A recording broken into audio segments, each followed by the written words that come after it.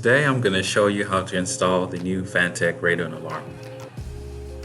Start by drilling a 3/16 inch hole in the PVC pipe. Clean the area before installing the alarm. After selecting the alarm delay time and if enabling the audio portion of the alarm, remove the adhesive backing. Insert the alarm pressure port into the drilled hole.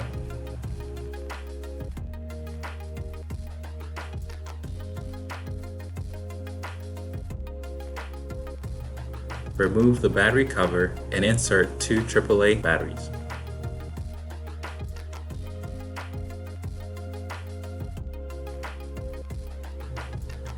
Press the Teach and Test button, then replace the battery cover.